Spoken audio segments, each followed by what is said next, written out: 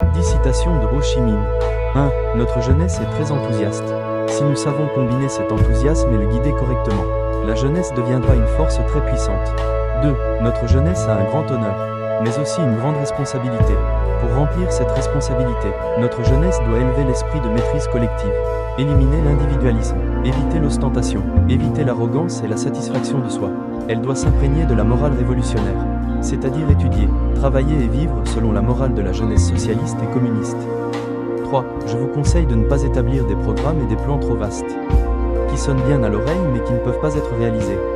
Tout doit être pratique, réalisable, tout doit aller du petit au grand, du facile au difficile, du bas vers le haut.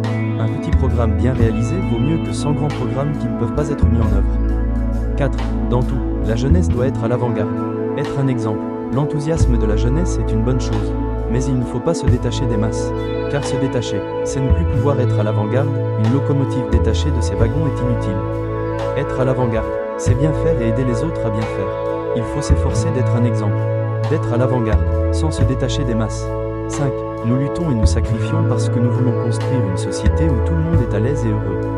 Mais nous savons que pour améliorer les conditions de vie, il faut d'abord s'efforcer de développer la production, et il faut d'abord élever le niveau de vie du peuple avant d'élever son propre niveau de vie. C'est-à-dire, se soucier d'abord des autres, jouir après les autres.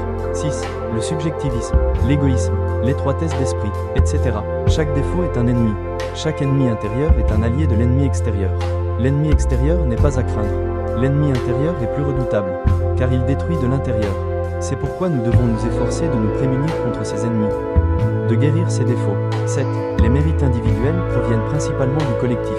C'est pourquoi ceux qui ont des mérites ne doivent pas être arrogants, mais rester modestes. La modestie et la générosité sont deux qualités que tout révolutionnaire doit posséder. 8. Un bon médecin est comme une mère. 9. Chacun a sa propre dignité et sa confiance en soi.